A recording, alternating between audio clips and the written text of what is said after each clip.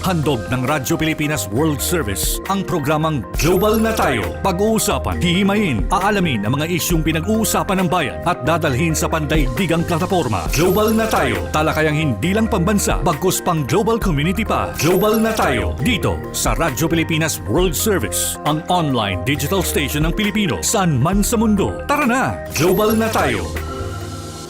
Muli po isang masaya at mapagpalang pagbati ngayong araw na ito. Welcome na naman sa isa pang edisyon ng programang Global na Tayo. Ako po inyong lingkod, Ray Sampang, at ito ang himpilang Radyo Pilipinas World Service, ang online digital platform ng Presidential Broadcast Service. Kasama pa rin po namin maglilingkod sa inyo ang ating po global team. Sa ating Master Control, si Ms. Susan Aizon. Sa ating Wirecast, of course, si Hero. And of course, sa ating live audio streaming, si Leo. At sa production team naman po natin, ang walang kamatayang partner na sina Stephanie Vicente at si Jerome Toledo. And of course, tayo po ay nasusubaybayan sa pamamagitan ng ating live Facebook broadcast. Ano po, sa inyo pong Facebook browser, type nyo lamang Radyo Pilipinas World Service at mapapanood nyo na po at mapapakinggan ang ating mga programa dito pa rin sa Radyo Pilipinas World Service. At syempre sa ating live audio streaming, i-access nyo po yan sa pamamagitan ng inyong mga smartphones o sa inyong mga iPhones. Sa smartphone, sa Google Play. Sa iPhone naman po ay sa App Store. Ngayon, sa smartphone, punta lang po kayo sa Google Play at doon sa browser, type nyo lamang eBox PBS receiver. E as in elephant, V as in victory, O as in October, X as in Xerox, and then PBS receiver. Kapag nakita nyo na po yan, type nyo, download nyo, install. At kapag na-install nyo na po yan, makikita nyo na po ang mga tile icon ng mga himpilan sa ilalim ng Presidential Broadcast Service. Isa na po doon ang Radyo Pilipinas World Service. I-type nyo po doon. I-tap nyo at mapapakinggan nyo na ang mga programa sa Radyo Pilipinas World Service. Siyempre, nasusubaybayan din tayo sa ating Radyo Pilipinas World Service YouTube channel. Sa inyong YouTube browser, type nyo lamang Radyo Pilipinas World Service. At mapapanood nyo na rin ang mga current programs ng Radyo Pilipinas World Service, maging yung ating mga previous programs para pong podcast yan. Pwede nyo balikan yung mga programa at pwede nyo rin subaybayan yung mga current at kasalukuyang umi-airing mga programa sa Radyo Pilipinas World Service YouTube channel. Yan. Ready na ba kayo para sa isang na naman edisyon ng Global na Tayo? Kamusta na po kayo, yung ating mga Pilipino working and living abroad, ang ating mga overseas Filipino workers, ang ating mga Filipino seafarers, saan mang dako po kayo ng karagatan naroroon ngayong mga oras na ito. And of course, sa ating mga kababayang Pilipino na sumusubaybay at nakikinig sa atin dito sa loob ng ating bansa sa pamamagitan ng ating iba't ibang mga social media platform. Alright? Sige. So please like, share, and subscribe dito po sa ating Facebook page at sa ating YouTube channel, gayon na rin sa ating live audio streaming. Pag-uusapan po natin, continuation po ito nung ating naging pag-uusap with Secretary Hans Leo Cacdac ng Department of Migrant Workers. Ano po? Hinggil sa nangyaring insidente sa NAIA Terminal 1 kung saan inararo ng isang SUV itong departure area ng NAIA Terminal 1 na naging sanhi ng pagkamatay ng 2 katao at pagkakasugat ng maraming iba pa. 2 katao namatay, isang 28 taong gulang at isang 5 taong gulang na bata na inihatid lamang yung kanyang ama sa departure area kasi po yung kanyang ama ay isang OFW at pabalik na sa Europe. At ang masakit dito, ito pa lang yung unang pagkikita ng mag-ama, nung ama at nung anak. Dahil ito pong ama na isang OFW, nagtrabaho sa Europe, nagdadalang tao na yung kanyang asawa nung umalis siya. So pinanganak yung bata, hindi niya nakita, through video calls lang, pagtawag, etc. At nung umuwi nga, for the first time, nagkita sila mag-ama. Ang masakit, pag alis ulit ng ama, plano pa naman ng ama at ng pamilya, nagpaplano na sila, hindi na babalik si Papa sa abroad, kundi mananatili na lang dito sa Pilipinas at magi-start ng kanilang negosyo. Dahil ang request po nung batang babae na nasawi, sana sa pag-stay ng kanyang ama na dito sa Pilipinas, ihahatid siya sa eskwelahan. Lagi na siyang ihahatid ng kanyang papa sa eskwelahan dahil naiinggit yung bata. Dahil nakikita niya yung kanyang mga kaklase, laging hinahatid ng kanilang mga ama sa kanilang mga paaralan. Ang masakit, yun nga po, hindi na natupad yung pangarap na yun at pumanaw sa isang aksidente itong 5 taong gulang na batang babae. Now, anong relasyon ng ating pag-uusapan ngayong umagang ito dito sa nangyari at naging panayam natin kay Secretary Hans Leo Cacdac kahapon ng Department of Migrant Workers? Dahil po sa nangyaring ito, at hindi lang itong nangyaring ito dito sa NAIA Terminal 1, kundi yung mga nangyaring mga aksidente prior sa NAIA Terminal 1. Dahil bago pa po nangyari itong, sabihin na nating malagim na insidente na ito sa NAIA Terminal 1 departure area, meron pa hong mga nasawi a few days before nito. Okay? Ito naman yung nangyari sa SCTEX, sa Subic-Clark-Tarlac Express way, no? Tollway. Kung saan, ilan ba namatay dito? 7 ang namatay, no? 10 daw ang namatay, no? 10. Ito po ay dahil sa nangyaring karambola, no? Karambola involving ng isang bus. Sabihin ko na kung ano yung bus liner, Solid North, yung bus line. Solid North, dumire-diretso, nakatulog, dumire-diretso, hindi niya namalayan, malapit na pala siya sa toll gate ng SCTEX, Tarlac. May mga nakapilang mga sasakyan, may van, meron ding delivery van sa harap nung van na yon. So, ang nangyari, naipit, nadisgrasya, in short, yung po, 10 ang namatay. Pero merong isang nabuhay, babae, bata rin, nabuhay naman to ha. Kaya lang, nasawi naman yung kanyang 2 magulang, yung kanyang ama at ina. Ngayon, ang findings po ng mga otoridad, nakatulog itong bus driver ng Solid North at matulin yung kanyang patakbo. Kaya hindi na niya nagawan pa ng paraan nung mamulat siguro ito, nung maalimpungatan, wala na, it's too late na. Tapos mabilis pa yung takbo. So, makikita natin yung contrast. I don't want to compare because hindi biro itong mga nangyayaring ito sa lansangan sa mga highways natin. Sabi nga, what is happening to the traffic flow? What is happening dito sa Pilipinas? Wala na bang disiplina ang mga drivers natin? Lalo na ang ating mga public utility drivers, vehicles.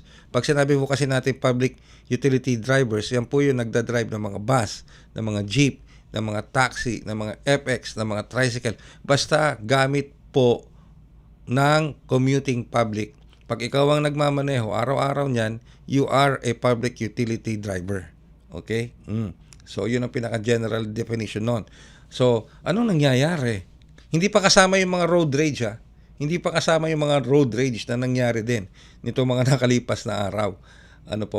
Lalo na yung nangyari, marami po, all involving. Minsan naman, ang involved naman dito, mga private motorists, no? Private motorist ng 2-wheel at saka 4-wheel. Minsan magkalaban, private motorist at saka public utility driver, no? Minsan ina-attribute sa mainit na panahon. Anong kinalaman ng mainit na panahon? Sasabayan mo pa ng init ng ulo mo, 'di ba? Talagang walang mangyayari. Kaya ang tanong is, what is happening to the motoring discipline in the Philippines? Wala na, 'di ba? Wala na. Okay? Problema na nga sa traffic, problema pa sa disiplina, madali pang uminit ang ulo, tapos hindi pa sumusunod sa traffic rules and regulations at sa tamang disiplina para maiwasan ang aksidente na nauuwi sa matindi o serious injuries hanggang mauwi pa sa kamatayan. So meron na po ngayon, may aksyon na. Pati mismo ang Pangulong Ferdinand R. Marcos Jr. nagpaabot na po ng kanyang pakikiramay dito sa mga nasawi sa SCTEX. Again na rin dito sa nangyaring insidente sa NAIA Terminal 1 departure area at kinasawi nga po nung 5 taong gulang na batang babae. Ngayon, kumilos po ang iba't ibang mga ahensya ng gobyerno, kasama dyan ang Department of Transportation, ang LTFRB at ang LTO. Ngayon, para malaman natin kung ano yung mga ginawa nilang hakbang na yon, sa pagpapatuloy po ng ating programa, makalipas lamang ng ilang paalala. This is a public service announcement. Isang paalala mula sa National Telecommunications Commission, National Capital Region o NTC-NCR. Ang kanilang Oplan Contra Tax Scams. Binabalaan ng publiko na sakaling kayo ay makatanggap ng kakaibang text messages sa mga di kilalang numero o di kaya ay mga text messages na may kahina-hinalang mga link. Huwag pansinin, huwag pindutin, huwag i-click ang link. Huwag i-click ang link. Ipagbigay alam agad sa NTC website ntc.gov.ph o kaya'y sumulat sa kanilang email na contratextcam@gmail.com. Sa mga panahong ito, huwag padaya, maging wais na madla. Makibahagi sa Oplan Contra Text Cam. This is a public service announcement Public service announcement. from PBS, Presidential Broadcast Service, and Radyo Pilipinas. Hatol ng bayan. Election Quick Facts. Campaign period.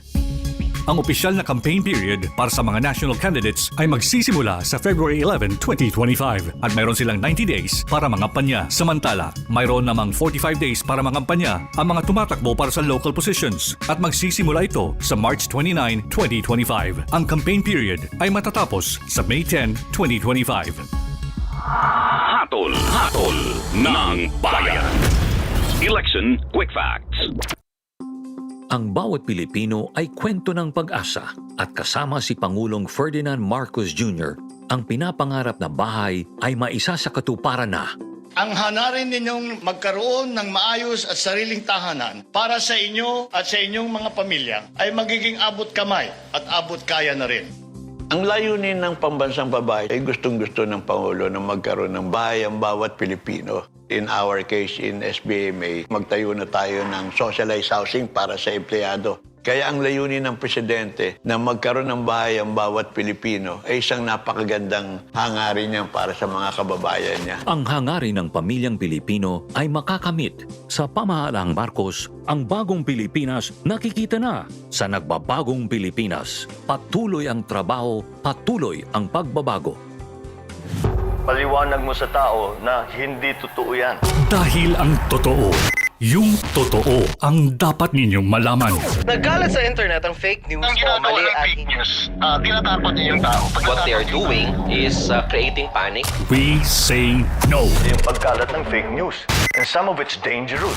Sana iwasan po natin pag-spread ng fake news. At di magpapakalat ng disinformation at misinformation ang kasulukuyang administrasyon. Stop telling us fake news because you're wrong. Para sa totoo at mapagkakatiwalaang mga balita at impormasyon, Radyo Pilipinas. Saan man, anumang oras, konektado ka sa Radyo Pilipinas World Service Online. Online digital na serbisyo para sa Pinoy sa bagong Pilipinas. Radyo Pilipinas World Service Online. Alright, nagbabalik po ang programang Global na tayo dito pa rin sa inyong impilang Radyo Pilipinas World Service, ang online digital platform ng Presidential Broadcast Service. Nasusubaybayan niyo po kami sa aming Facebook Broadcast Live. Sa inyong Facebook browser, type lamang Radyo Pilipinas World Service. And of course, sa ating live audio streaming, i-download niyo lamang po ang ating PBS Audio Receiver. At sa ating YouTube channel, type niyo lamang po sa inyong YouTube channel browser, Radyo Pilipinas World Service. Ako pa rin po yung lingkod, Ray Sampang. Alright, kanina nabanggit ko ba, tutunguin natin ngayon yung mga hakbang na ginagagawin ng Department of Transportation sa pangunguna ni Secretary Vince Dizon. Ano po? Kasunod po ng mga nangyayaring aksidente sa lansangan.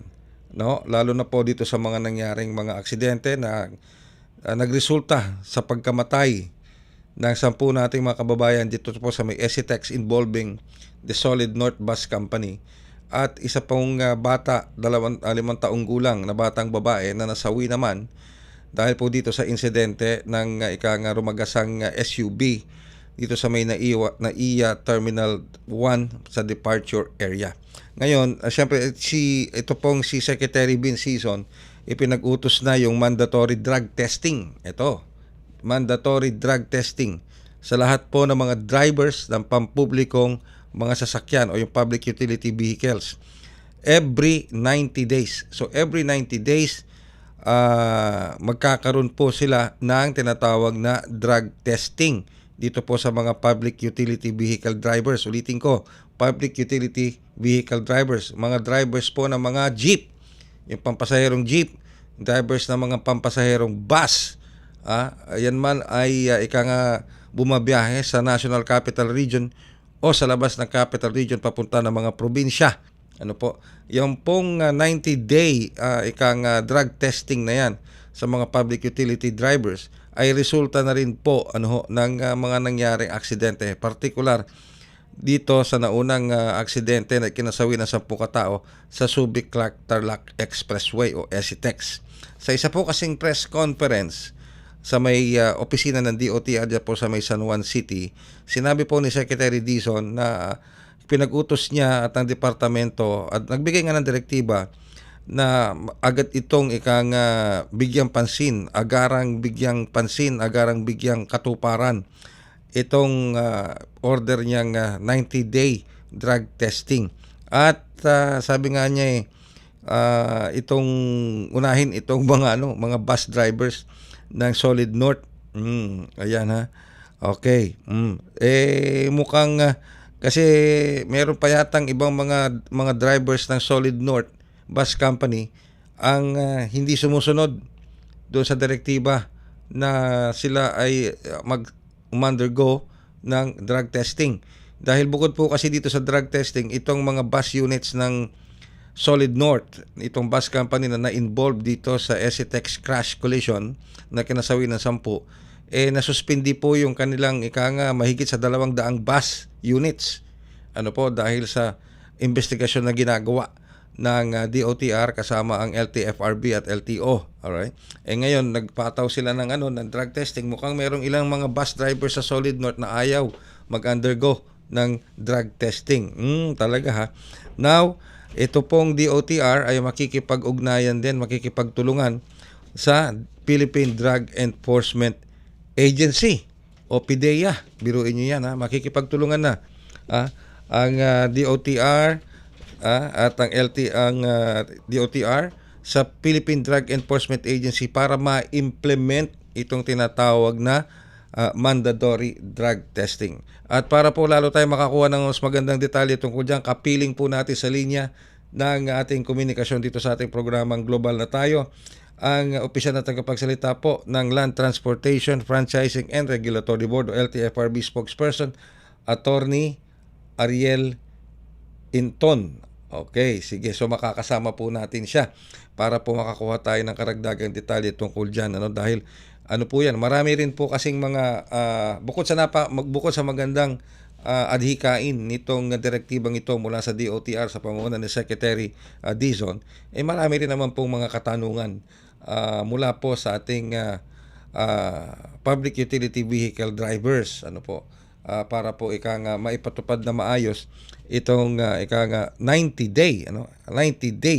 Every 90 days, hindi po 90, every 90 days. So ibig sabihin, kung merong 365 days a year sa isang taon, imagine niyo 90, 180 o 3 hanggang 4 o hanggang 5 na drug testing na isasagawa, mag-undergo ang ating mga public utility drivers para masiguro na hindi sila nasa impluwensya ng illegal na droga.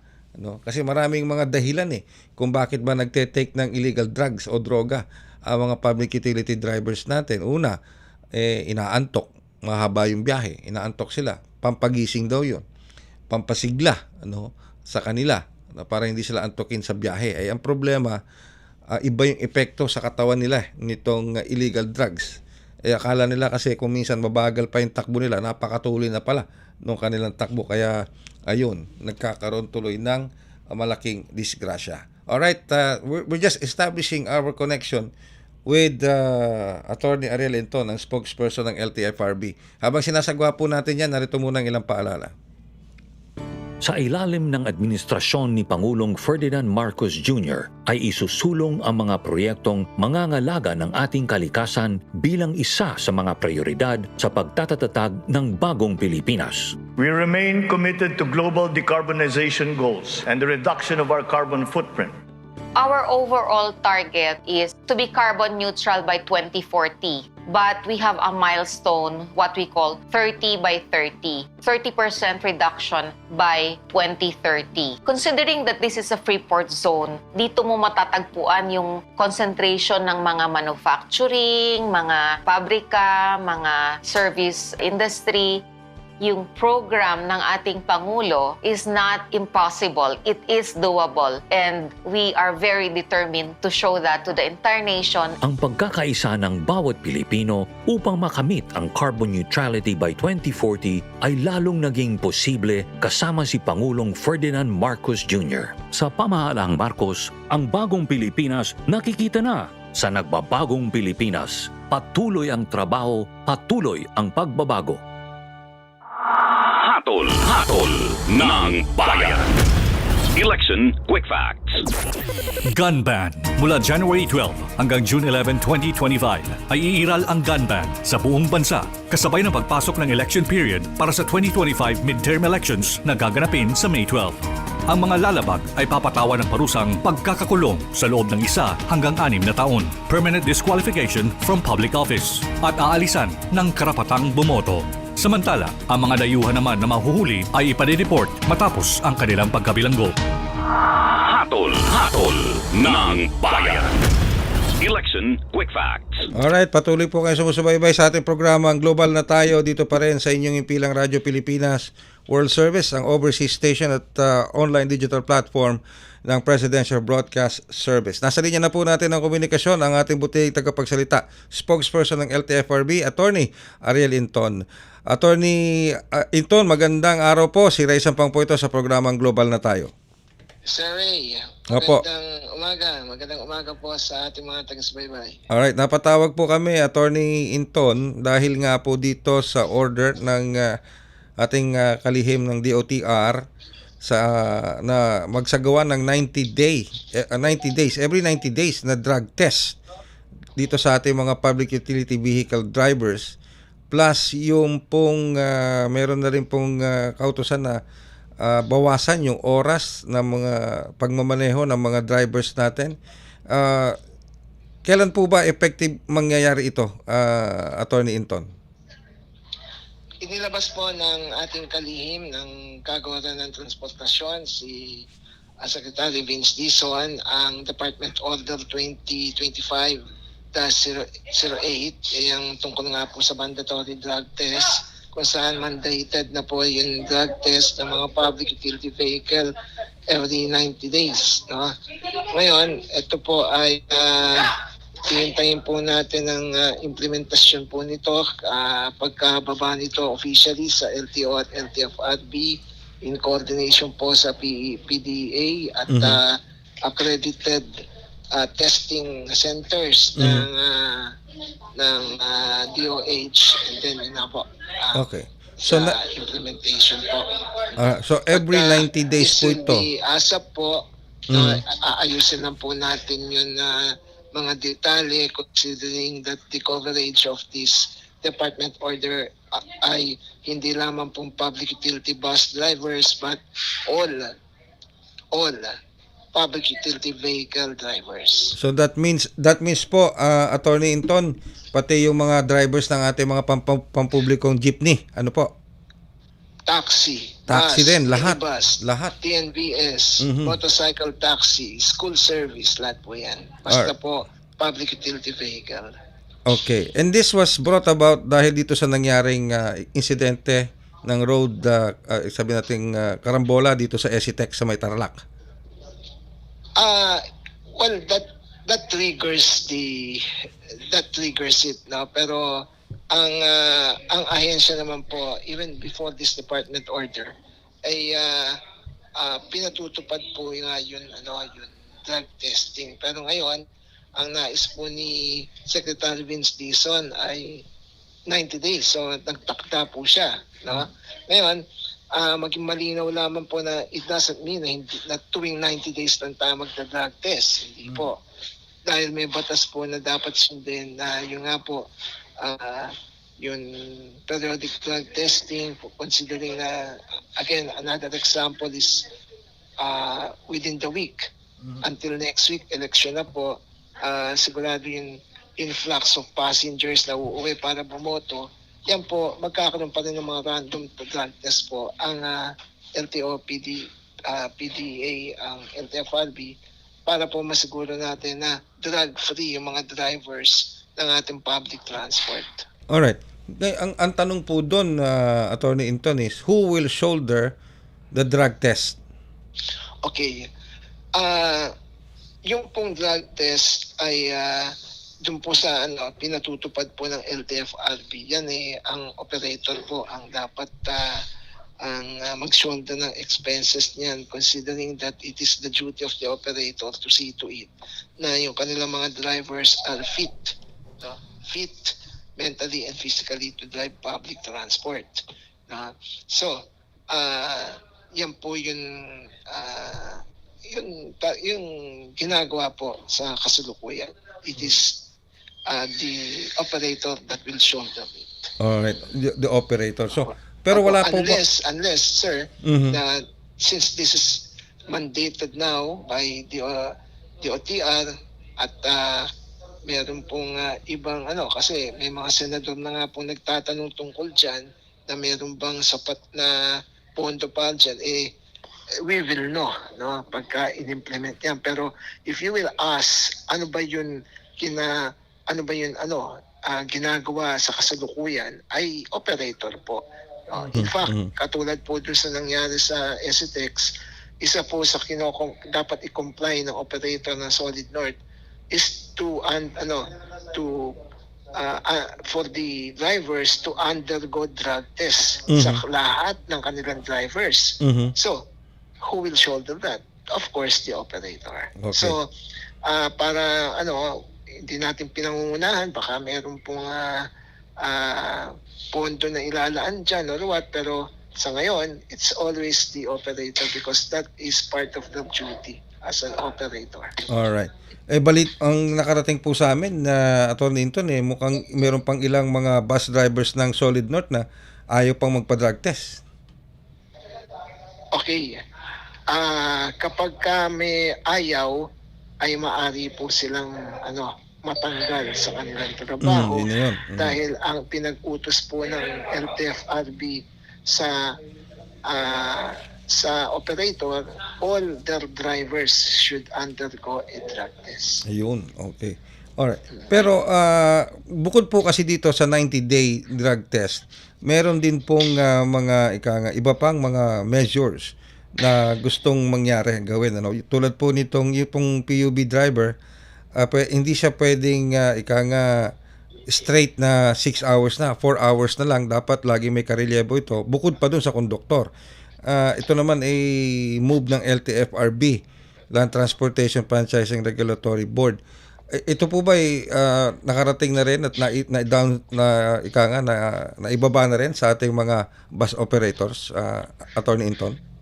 Meron pong memorandum circular na existing ang LTFRB tungkol dyan na ang mga bus drivers ay hindi maaring magmaneho in excess of 6 hours continuously. Meron pong word na continuously. Ibig sabihin, kapag katapos ng 6 hours papahinga and then pwede pa ulit. Ngayon, dun sa pagpapahinga, for instance, syempre bumabiyahe. Dun po yun karelyebo. Now, what is being done by the operators yung conductor is also professional driver. Para yun ang magmamaneho. Hindi pwedeng ikaw ay konduktor lang at ikaw ay magmamaneho, bawal po yun. Ang kailangan magmaneho at all times ng public transport is a professional driver's license holder. Ngayon, yan po ay isang panukala ng ating kalihim at hinihintay po natin yung department order tungkol dyan. Ano po ang definition ng, ang ibig sabihin ng 4 hours? 4 hours, kunyari ikaw ang driver, nagmaneho ka 2 hours papunta sa destination mo, pabalik. Na traffic ka, nakaka 2.5 hours ka na. Ibig sabihin ba doon, kailangan mo na ng karelyebo at that point? Yan. So, I think we should not take that in a literal sense, but kinakailangan natin malamang what is on the ground.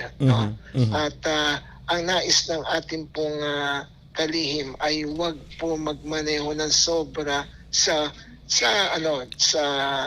ano yung human limitation ng isang driver. Mhm, No? mhm. So, yan ay hihintayin po natin yung detalye ng kautusan na yan kapag may department order na. Ayun. Last question na lang po, Attorney Inton. Mukhang pinupush din itong establishment ng Public Transport Safety Board o PTSB para daw po makatulong na rin dito sa road transport system natin. So do you think itong pagtatayo ng PTSB will help a lot in this matter? Well, we will reserve that to our policymakers. No? Ang LTFRB ay implementing agency lamang po. So kung sakali magkakaroon po niyan, they will create that body, then by all means, okay po yan. Anyway, they will be the ones to decide that. But even without that body, no, pwede naman natin gawin yan through katulad ng ginagawa po ni Secretary Vince Dizon. In other words, with or without that body, kinakailangan safe ang ating pong ang biyahe ng ating riding public. Alright. With that, Attorney Inton, maraming salamat po. Natalas meron pa ho kayong ibang gustong mensaheng iparating paunawa sa ating mga commuting public, maski na sa ating mga motorista, both private and the public utility vehicle drivers po natin, Attorney Inton. Opo, ang ahensya po, ang gobyerno ay maaari pong maglabas po ng mga direktiba, pero kinakailangan po ng kooperasyon ng ating riding public, ng ating pong mga stakeholders, mga operators, and at the same time, ang pinakailangan po natin sa bawat biyahe po natin, magdasal po tayo. Magdasal tayo na lagi pong ligtas ang ating pong biyahe. That is very important. With that, Attorney Inton, maraming salamat po sa inyong pagpapaunlak sa ating programa ngayong araw na ito. Maraming salamat po. Mabuhay po kayo. Ang ating pong opisyal na tagapagsalita spokesperson ng LTFRB, Land Transportation Franchising and Regulatory Board, Attorney Ariel Inton. At sa pamamagitan po niyan, thank you so much po, Attorney Inton. Alright. Okay, at tayo po magpipilid na ng isa pang edisyon ng programang Global na Tayo. Hope nakapag-deliver na naman po kami sa inyo ng mahalagang impormasyon dito sa ating programa, kasama si Attorney Ariel Inton, ang ating LTFRB spokesperson. Tungkol po dito sa mga hakbang ng gobyerno ngayon, ng DOTR at ng mga ahensya sa ilalim nito tulad ng LTFRB at LTO, para po masiguro na hindi na maulit yung nangyaring insidente sa SCTEX at dito sa nangyaring sa NAIA Terminal 1 Departure Area. Hopefully sana po, pero kasi alam nyo, kahit na anong higpit ng regulasyon ang gawin ng gobyerno, kung hindi naman makikiisa at susunod, tatalima ang driver, ang publiko, nababaliwala, di ba? Kahit anong ganda ng disiplina, kahit anong ganda ng regulasyon, kung yung tao mismo, kung yung driver mismo walang disiplina, hindi rin magiging epektibo. Alam nyo, nasa sa ano rin yun eh. It all comes down to the individual driver. It all comes down to that, di ba? Alam mong pagod ka, inaantok ka. Alam mong may pasahero ka, ang dami mong pasaherong dala. Inaantok ka. Okay? Kinakailangan mong tumabi. Isang tabi mo muna yung sasabihin mong malilate ka dun sa sa terminal na kailangan mo puntahan. Isang tabi mo muna yung kita. Magkano lang naman yan. Kapag nadisgrasya ka at nakadisgrasya ka at nakapatay ka, kulang pa yung kikitain mo sa isang araw na pipilitin mong bumiyahe. Di ba? Itabi mo, matulog ka, magpahinga ka. Sabihin mo sa mga pasahero mo, kesa madisgrasya tayo, kesa mamatay tayo, madisgrasya tayo, magpapahinga muna ako. Maski na 30 minutes lang, maski na 15 to 30 minutes lang, para lang mawala yung antok ko. Di ba? Ganun lang po yun. Sa atin naman, sa mga motorista, sa mga private motorist, ganun din. Di ba? Huwag nyo pong ipilit kapag kayo inaantok, itabi nyo. Itabi nyo yung sasakyan. Okay? Sa totoo lang, nangyari na sa akin yan. Inantok ako sa kalsada sa sobrang traffic. Tinabi ko. Nag-hazard ako. Nilapitan ako nung traffic enforcer. Parang illegal parking ako. Illegal yung ko. Inaantok. Alam mo, pinaliwanag ko sa kanya. Inaantok po kasi ako, sir. Antok na antok ako, puyat ako. Ganito, ganyan. Nagprograma ako, puyat ako, ganito, ganyan. Kesa makadisgrasya ako. o madisgrasya ako, tumabi muna ako. Alam mo, naintindihan ng traffic enforcer. Naintindihan niya. No? So, ganun po, nasa paliwanag lang yan eh. Kasi minsan yung iba, matapang pa. Di ba? Sila na yung may kasalanan, sila pa yung matapang. Alam nilang mali yung ginawa nila, sila pa yung matapang na magsalita. Alam niyo kung minsan, maganda yung yung nararating ng magandang usapan, malumanay na usapan. Kuminsan, maski na may violation ka, basta madaan mo sa magandang usapan, hindi pa sigaw, paliwanag, maganda paliwanag, na na ika nga, nasusolba. No? Huwag natin daanin sa init ng ulo at huwag nating ipilit yung hindi natin kaya. Na kapag inaantok ka, pipilitin mo para lang makuha mo yung kota mo, yung boundary mo, yung sweldo mo, o ano man yan. Anong kapalit? Anong kapalit ng 2,000, 3,000? Kamatayan ng mga pasahero mo o kamatayan nung nasa isang sasakyan na mababangga mo. Sapat ba yun? Hindi po. Diba? Yung pera na kinikita yan. Sabi nga nila, pero pag ang buhay na wala, hindi mo na maibabalik yan. Okay? Maraming salamat po sa inyong pagsubaybay hanggang sa susunod na edisyon ng Global na Tayo. Handog ng Radyo Pilipinas World Service ang programang Global na Tayo. Pag-uusapan, hihimayin, aalamin ang mga isyung pinag-uusapan ng bayan at dadalhin sa pandaigdigang plataforma. Global na Tayo, talakayang hindi lang pambansa, bagkus pang global community pa. Global na Tayo, dito sa Radyo Pilipinas World Service, ang online digital station ng Pilipino saan man sa mundo. Tara na! Global na Tayo!